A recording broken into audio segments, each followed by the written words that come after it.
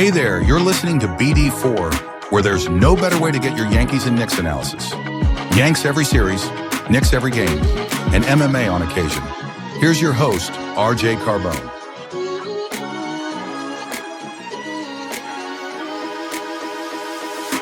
And a high drive into left center field. Stanley's going to watch another one fly.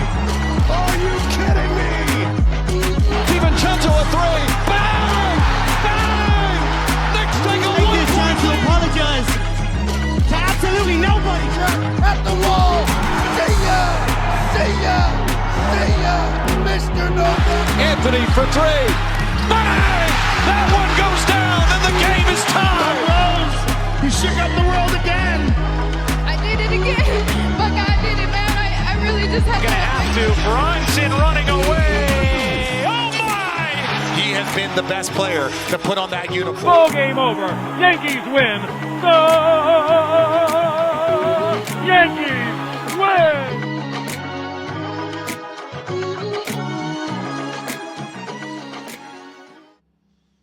All right. Well, I'm having a good weekend. Hope you all are. The Yankees are back on track. I'm watching currently the Mets get pummeled by the Phillies and on the verge to drop their, 8 out of 9th. And the Pacers are also on their way, at least, to lose the NBA Finals, which would just make my week. But yeah, we're going to talk Yankees because, I don't know, I was told they sucked. I was told that this team, because they had lost 6 in a row, 7 of 8, wasn't good. I was told they were never going to snap out of it, that things were pathetic, every player sucked, needed to be traded, needed to be cut, fired. It's almost like rough patches happen. You know, it's almost like every team goes through this in a 162 where there's a lot of games, which means there's a lot more room for peaks and valleys and variance. It's almost like we're in year 122 of this Yankees franchise, and some of their fans still don't know how to watch a baseball season because it's not a 16-week year. No. You play games every day. So you're going to have stretches like every good, great, bad, outstanding team has. Any team will go through a stretch where they don't win. I was told the Yankees weren't good. And if you are one who uses the internet, I'm sure you were told the same thing. But I appreciate all you for coming back and listening to the show. Maybe you're watching. But the Yankees, not saying they're out of the woods yet, but they've won 3 out of 4 overall, and they won 2 out of 3 in this series against the Orioles. The power seems to be back. 5 home runs this series, 7 in their last 4. The offensive production, not completely back yet, but it's been better. Hard to be worse than what it was, but, you know, guys who were slumping are finding it again. Grisham is finding it. He's getting on base. Ben Rice, who is hitting into a lot of hard outs, is starting to pick up hits again, getting on base. Jason Dominguez has been reaching base and producing runs again. Anthony Volpe, after his 0 for 24 stretch, big 3-hit day yesterday, gets an at-bat later in today's game, walks. Jazz Chisholm swinging the bat lately really, really well. So the offense is finding it. The pitching is getting back on track. The rotation has been awesome. So we're going to talk about this Yankees series against the Orioles as they win today and the rest of the American League East loses, which is huge. So the Yankees now 45-32, I think. Let's check where they are in the standings as far as how many games up they are over Tampa. Because with Tampa's loss and the Yankees win, the Yankees are now up 3 games in the loss column, 45-32. Tampa's 2.5 back. Toronto 4 back. Boston, who's lost 2 straight now, 6 back. That's hilarious. arthritis. So let's talk. The first game of this series came on Friday, where the Yankees took the loss. This was the lone loss of the series, 5-3. You had the lefty Max Fried going up against the righty Sugano. Yankee bats in this game, 3 runs on 10 hits, 8 of them singles, 5 walks, a sac fly, grounded into 1 double play, 9 strikeouts. They were 3 for 13 with runners in scoring position. Against Sugano, they scored 3 runs in 3 2/3. Bottom of the first, the Yankees respond to tie the game after Baltimore went up 2-0. The Yankees respond. Jazz Chisholm RBI single, Jason Dominguez sac fly. Bottom 3, Judge with a home run puts the Yanks up 3-2. And that was all of your offensive production because the Yankees did not score a run in 5 1/3 innings against the Baltimore bullpen. Judge finishes 3 for 4 with a home run, a walk, and an RBI. Jazz goes 2 for 5 with the RBI. Dominguez goes 1 for 2 with a sac fly, a walk, and that RBI. Stanton goes 1 for 3 with a walk. Wells 1 for 4. And DJ LeMahieu 2 for 4 with a double. Max Fried pitched 6 innings, gave up 3 runs on 7 hits, no walks, struck out 7, allowed nobody to hit a home run. Threw 105 pitches, gets the no decision. So, not a good start. Top of the first inning, he struggled. Jackson Holliday picked up a leadoff single on a sinker middle of the plate. Laureano was hit by a pitch. I think he also hit Colton Cowser with a pitch. That loaded the bases with 2 outs. And then it was former Yankee Gary Sanchez with an RBI single off of a hanging sweeper to put Baltimore up 2-0. But then Max Fried found it for a bit. He retired 9 straight after that. Before the top of the 6th inning came, and he lost it a little bit again. But didn't make terrible pitches. Like Cowser picked up a 1-out single on a sweeper away. Sanchez picks up a single on a cutter below the zone to put runners on first and second. And then it was Mayo with an RBI single on a curveball bottom of the zone. Maybe it was a little up, but ties the game at 3. So that was Fried's outing. Not a great outing, but still a quality start by the book. And then the bullpen goes 3 innings, 2 runs. Johnny Loizaga pitched a very clean 7th. 1 inning, no runs, 2 strikeouts. Luke Weaver returned from the Phantom DL, struggled in the 8th inning, 2/3 of an inning, 2 runs, 2 hits, 1 walk. He lets up the Orioles home run to make it 4-3 Baltimore, and then he gives up the Gunnar Henderson RBI single to make it 5-3 Baltimore. Tim Hill comes in to get the final out in the 8th. No runs, does let up 2 hits.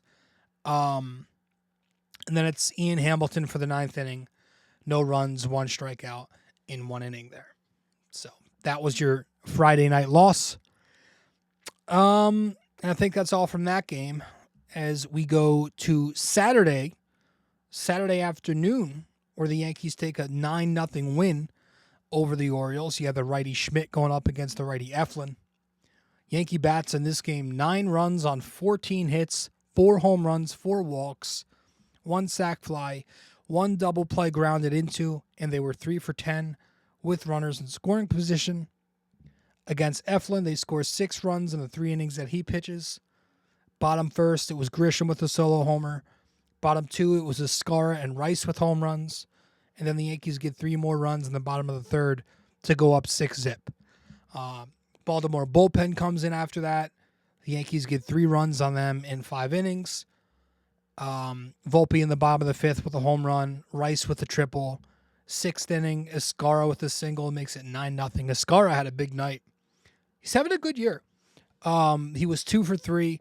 Home run, sac fly, 3 RBIs. I like his left-handed swing. It's very compact, smooth, quick. It's been good. Volpe goes 3 for 4. Home run, bunt single. Not a real bunt single, but a swinging bunt. And then a bloop single to the outfield, gets an RBI. Grisham goes 3 for 5. Home run and RBI. Rice goes 2 for 5. Triple homer, 2 RBIs. Judge works 2 walks. Jazz works a walk, goes 1 for 4. Dominguez goes 1 for 4 with a walk, grounds into a double play. And then Peraza, 1 for 4, 2 RBIs. Clark Schmidt threw an absolute gem in this game. We will talk more about his outing later, of course. And then it was JT Brubaker who saved the bullpen by debuting and pitching the 8th and 9th. So his final line, 2 innings, no hits on a run and a walk, 1 strikeout. Just his first outing, so we haven't seen much yet, but seems like he's got a decent pitch mix, sinker, slider for righties, changeup for lefties. We'll see how he does. And that was your second game of the set on Saturday where the Yankees won 9-0. Game 3, earlier today, the Yankees win. This was an 11:30 a.m. game, and the Yankees won this 4-2 over the Orioles. You had the righty Will Warren going up against the righty Dean Kramer. Will Warren goes 6 1/3, 2 runs, 6 hits, 2 walks, 6 strikeouts, no home runs allowed, throws 86 pitches, gets the no decision after being on, looked like he was going to get the loss for a bit, unfortunately, but thankfully the Yankees scored. But yeah, early on it's kind of the same issues with Warren. It's the same problems with his pitch mix against lefties. Top of the first inning, Baltimore jumps him early. You have the lefty Jackson Holiday with the leadoff single. Then he hits Urias with the pitch. Then you have the lefty Gunnar Henderson walking on him. He lost the zone with his 4-seam fastball. The lefty Ryan O'Hearn with an RBI single off of a hanging curveball. That puts Baltimore up 1-0.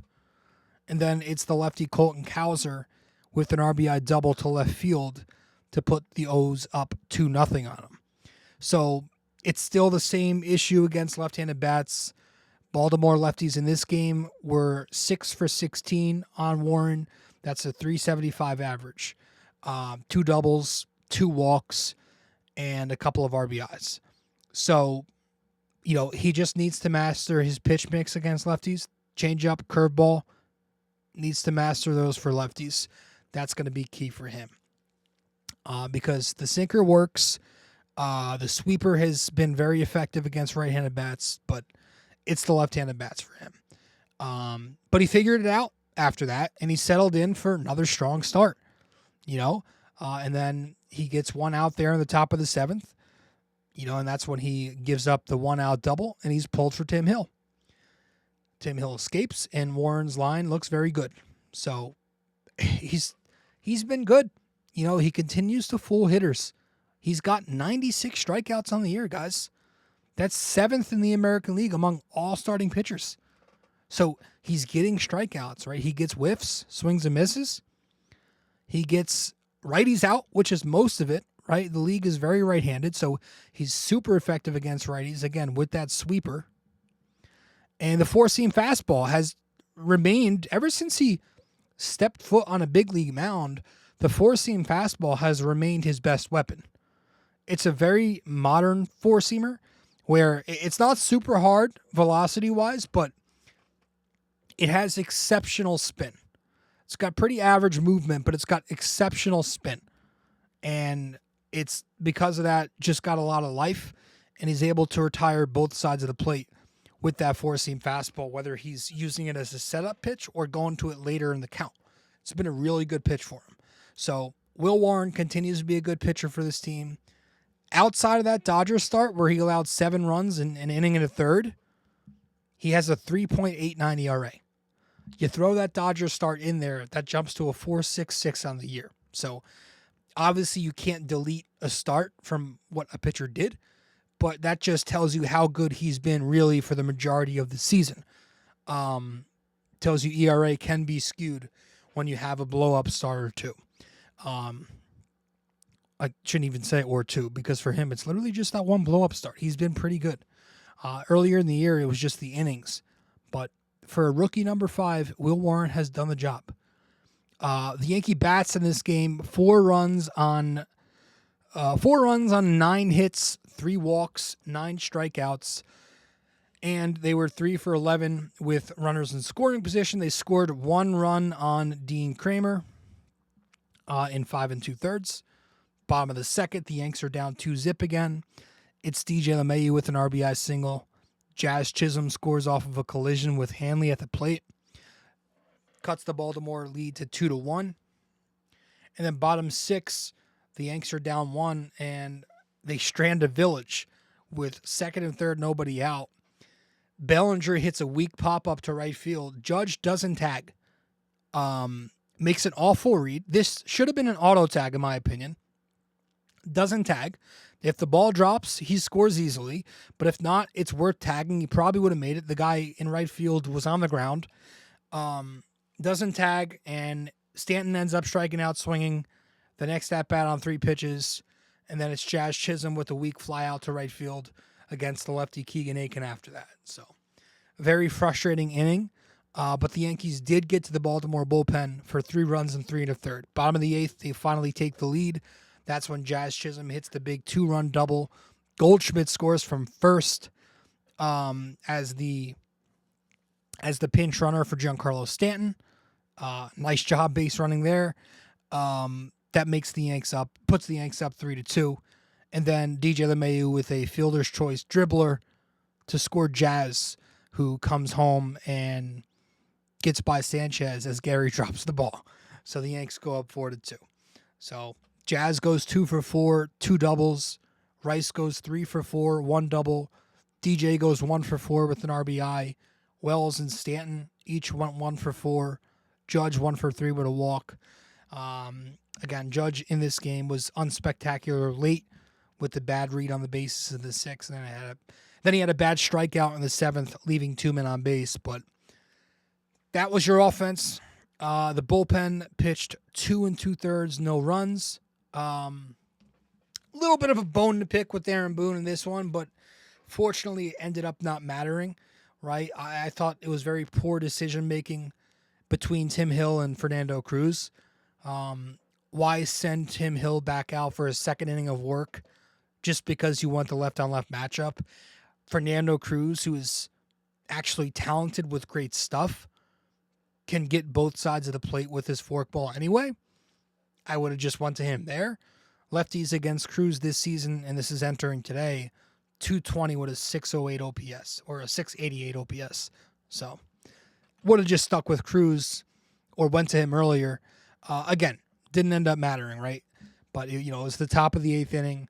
It's a crucial part of the game. The Yanks are down 2-1.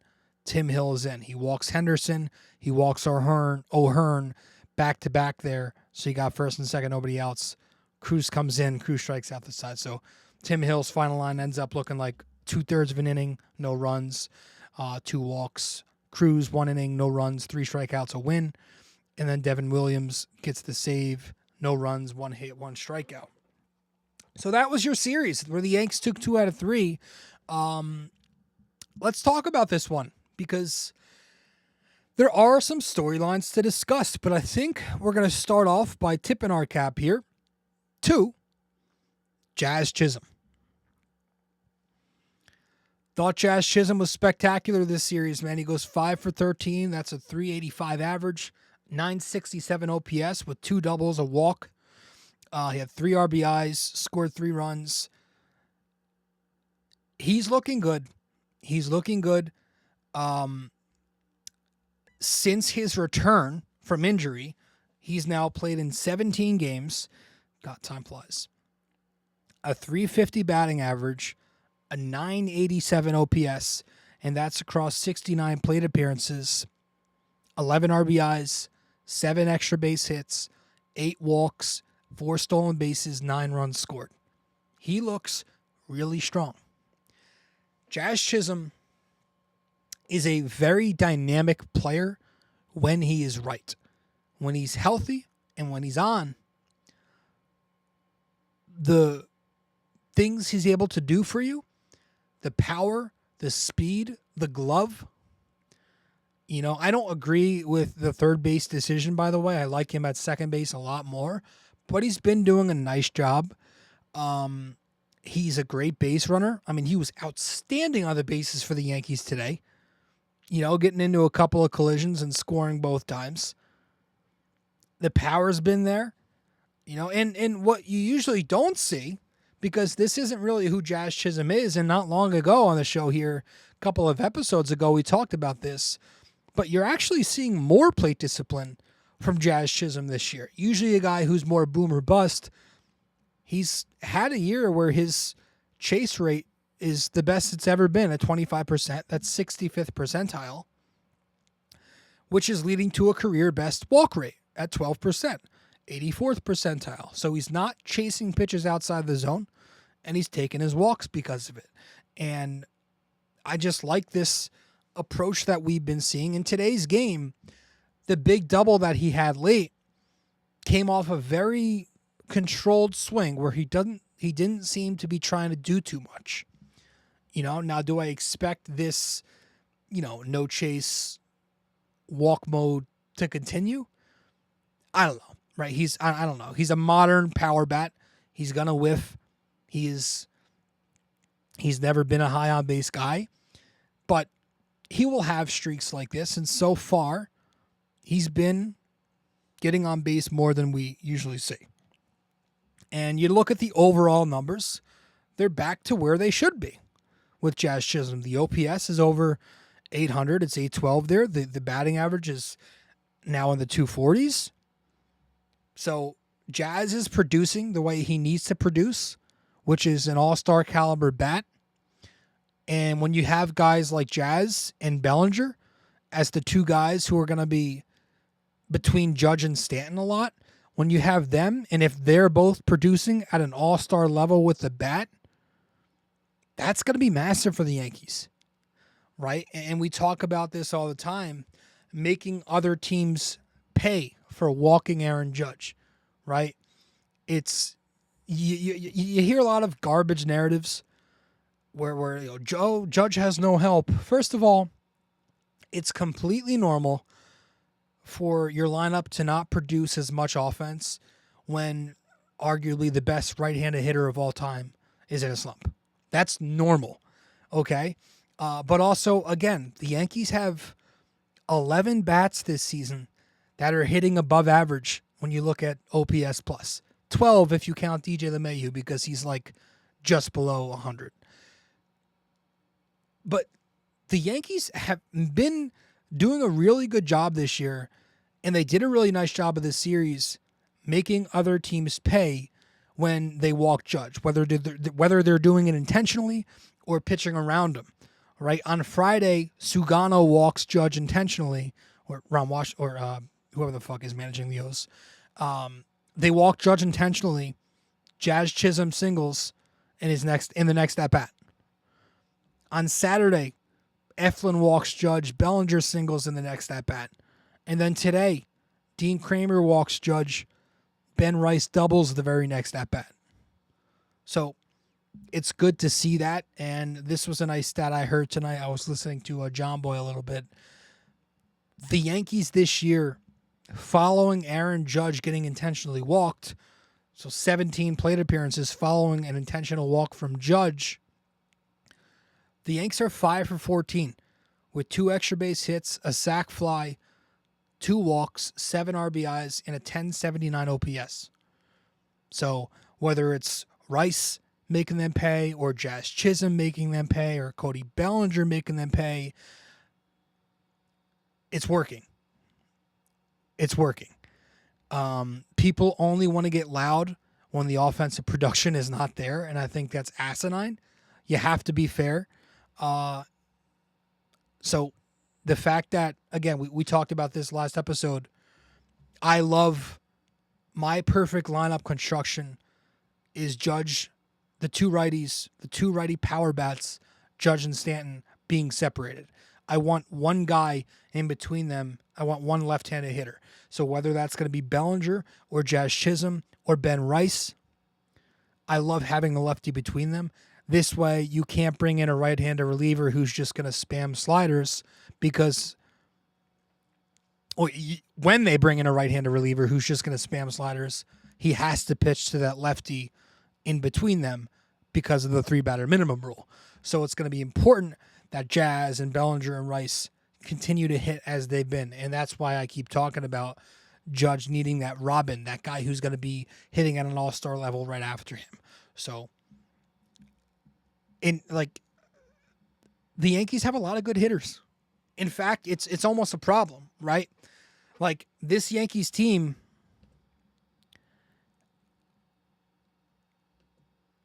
I just fucking realized that the camera wasn't even on for that. This Yankees team,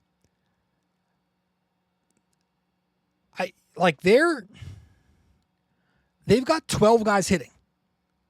People need to start recognizing that. 12 guys are hitting the ball well for the Yankees this year or better.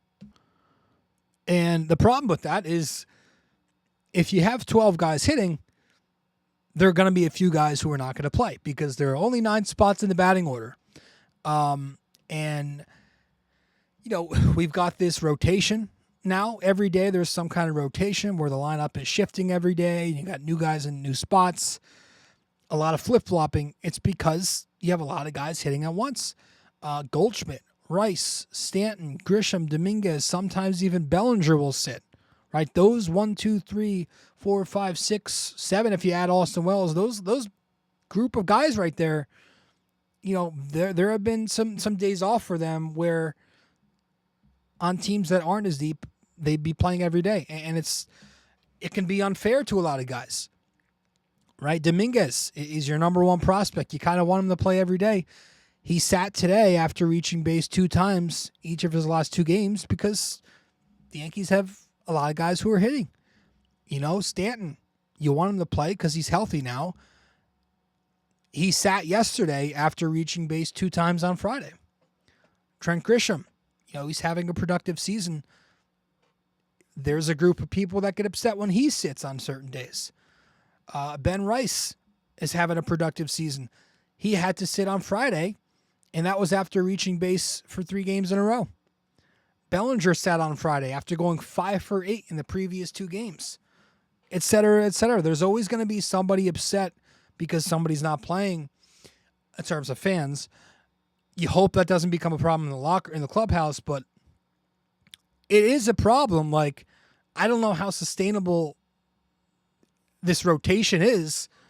It's very difficult to maneuver for a 162 because you want to give certain guys reps versus left-handed pitching.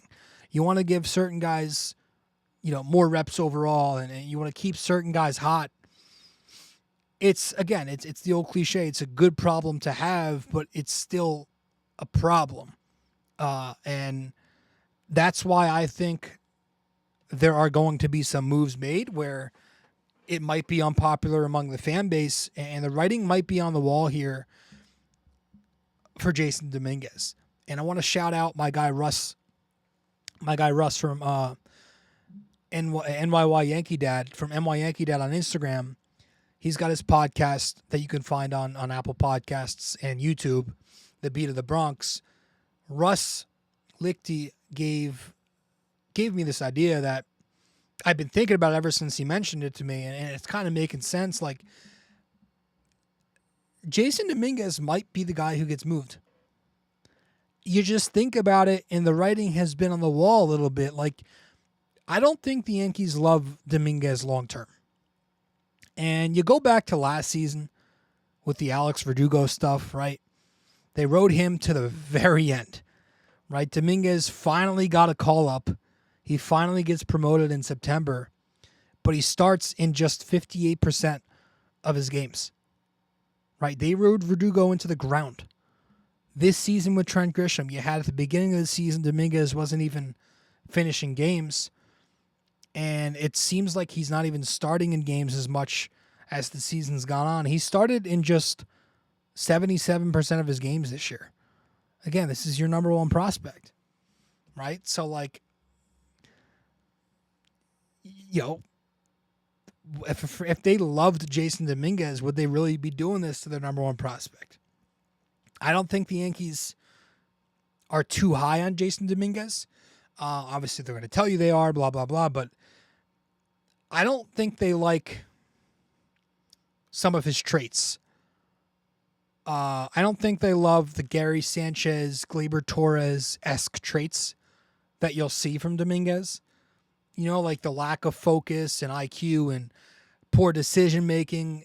Kind of seems like he doesn't take the game too serious sometimes. That's very Torres-esque. You know, the defensive ineptitude.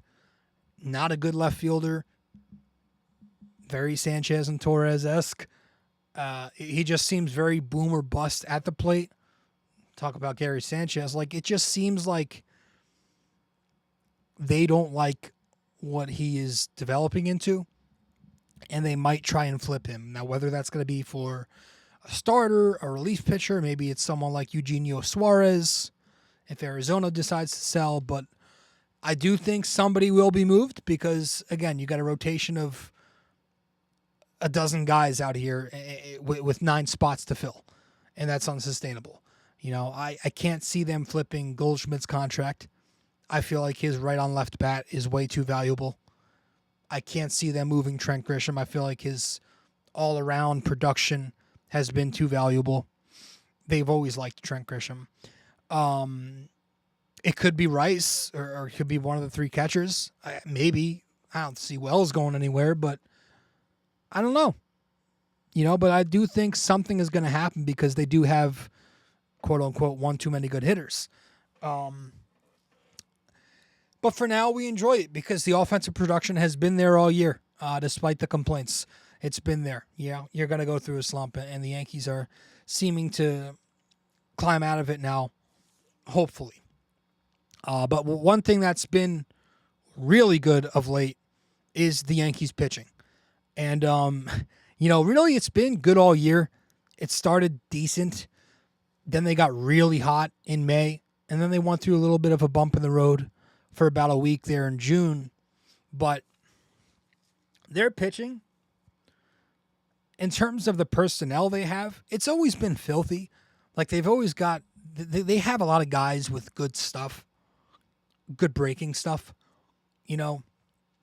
And, you know, older Yankees fans are going to tell you that, like, batting averages are down in baseball because everybody's swinging for the fences, blah, blah, blah. And while there may be truth to some of that 3 true outcome stuff, sometimes you just need to look at the sheer dominance of modern bullpens.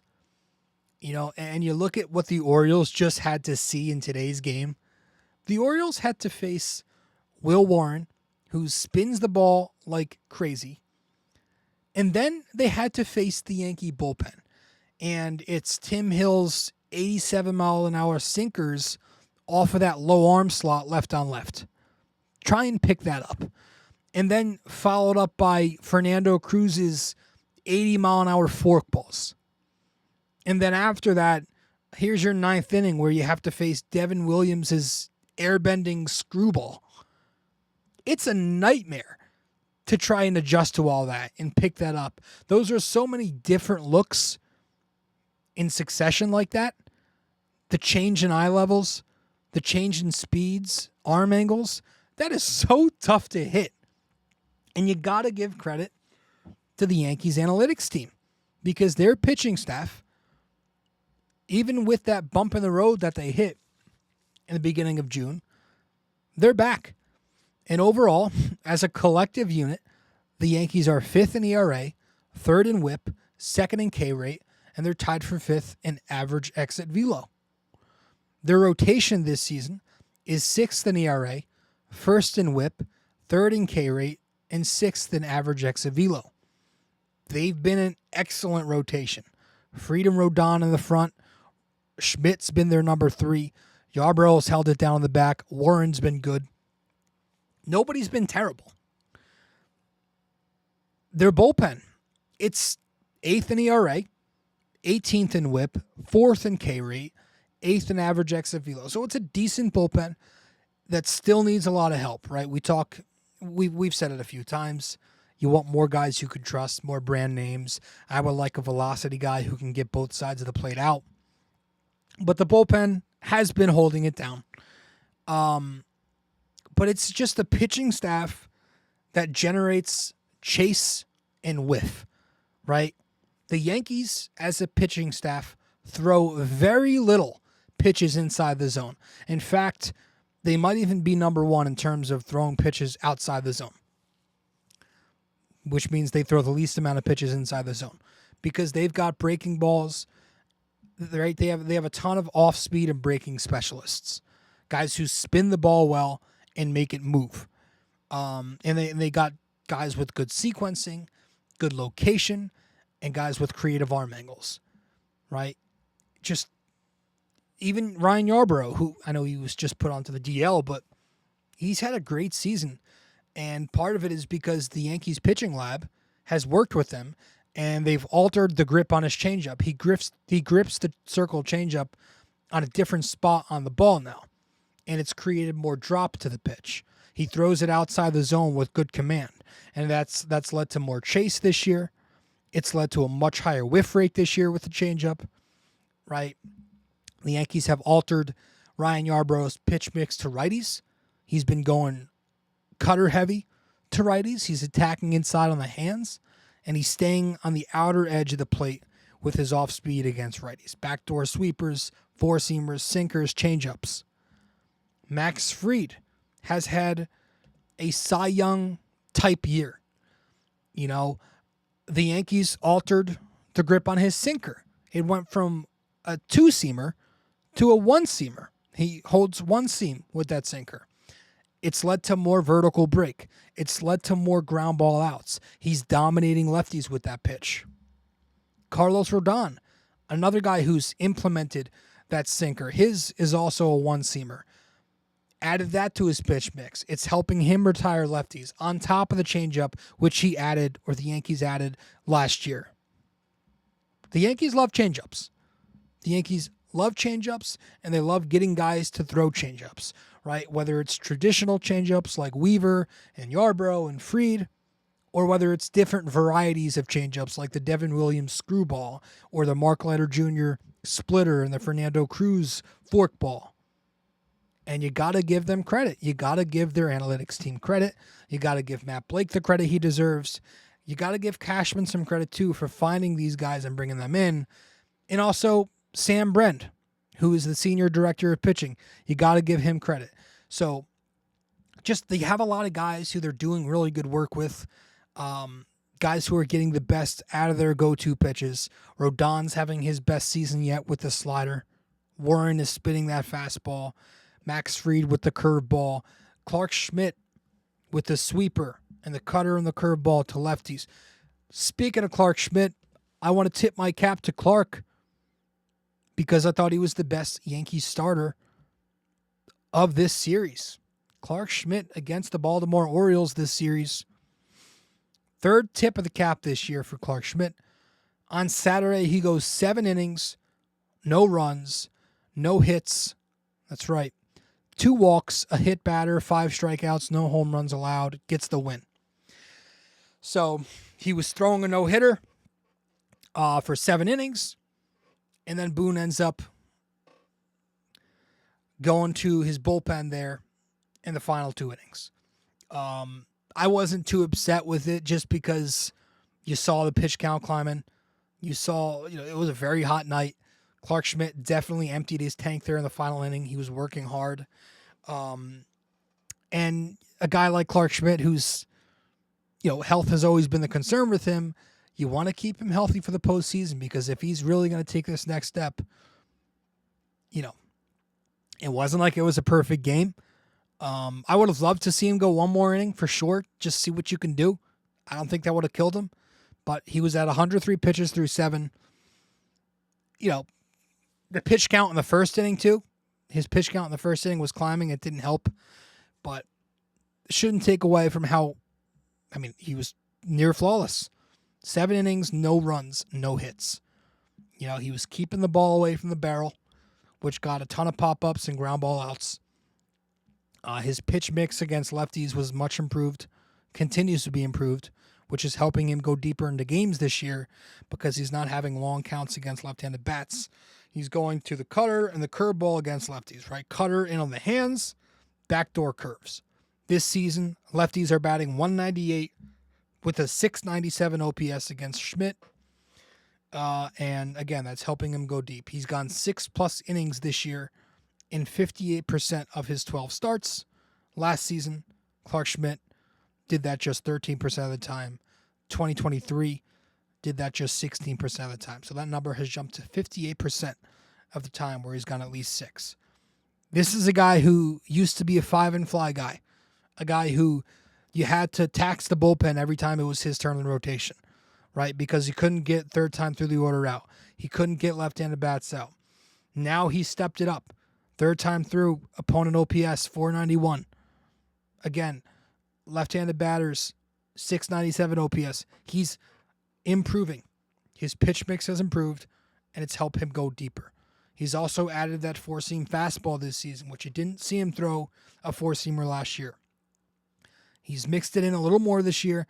It's got okay velo, okay vertical break, but just to have it, to be able to use that pitch to both sides of the plate, it's a good pitch at the top of the zone. It's a different look because everything else that he throws moves. Everything he throws is very, it moves horizontally.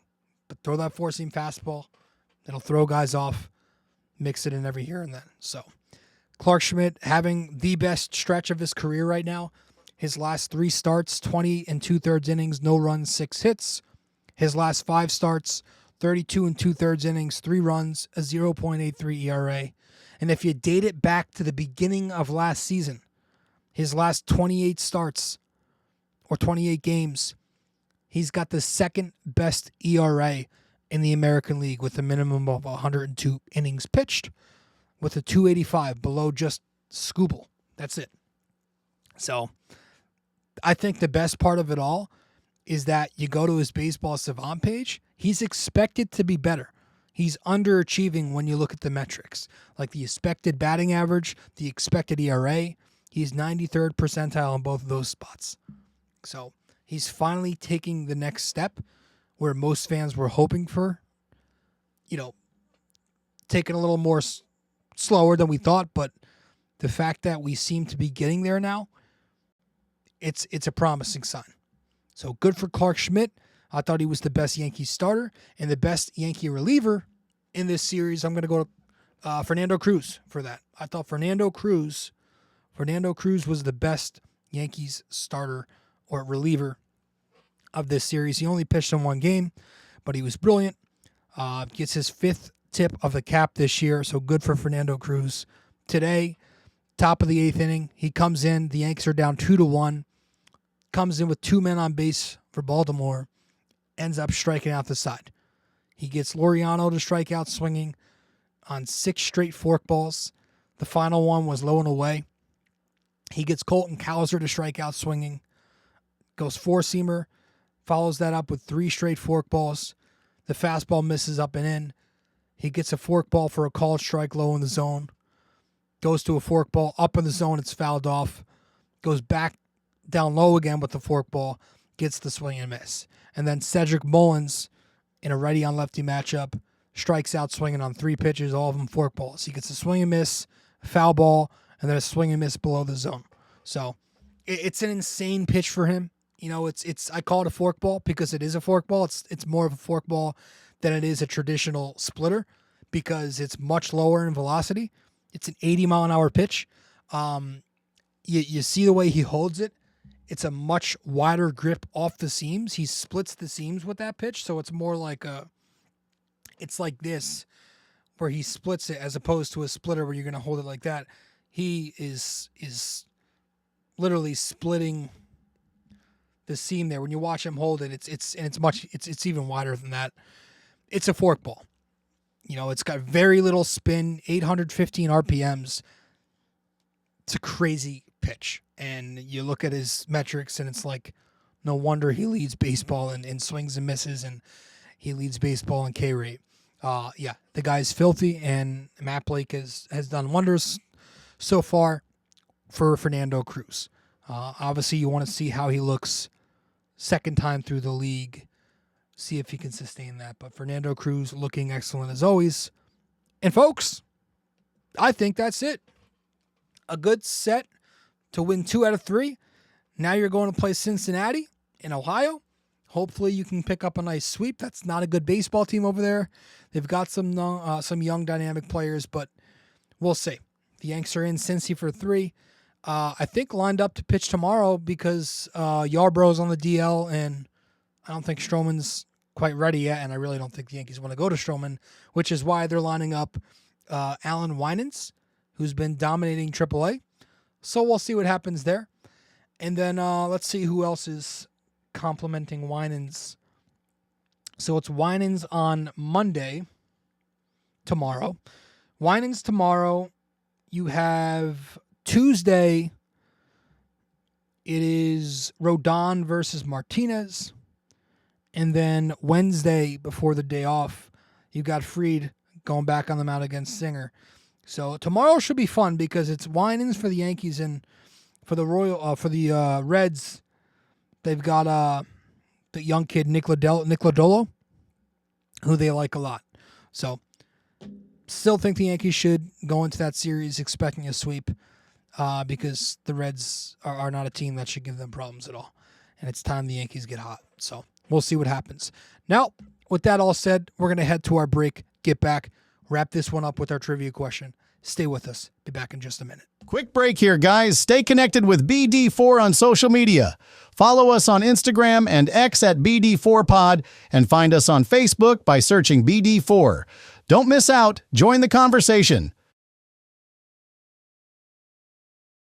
Want more BD4?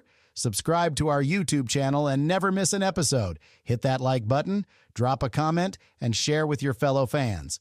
Don't forget to ring that bell so you're always the first to know when a new video drops. Love BD4 but don't have the time to sit down and watch? Don't forget to subscribe on Apple Podcasts and Spotify so you never miss an episode. And if you're enjoying the show, leave us a 5-star rating and a quick review. It helps us grow and keeps the conversation going. Want everything BD4 in one place? Head to our website at bd4blog.com. You'll find links to every podcast platform, social media, and even our blog, where we dive deeper into all things BD4. Check it out now and stay connected. All right, welcome back to the show. Episode 878 of the podcast. The Yankees take 2 out of 3 over the Baltimore Orioles. Ready to take on the Cincinnati Reds next. That should be a sweep, man. They're about 500, so they are not a good team. That is a team you need to dominate. Let's see. Yeah, they're 40 and 38. 4th place team. Get the job done. So we'll see. Their lineup isn't terrible, but can't imagine they're a very good pitching team. So with that said, we're going to wrap it up with our trivia question here. Let's get to it.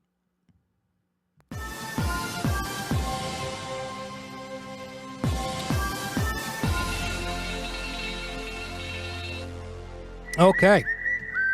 In this episode 878 here of the podcast, which of his Yankees teammates finished second to Don Mattingly in the 1984 American League batting race?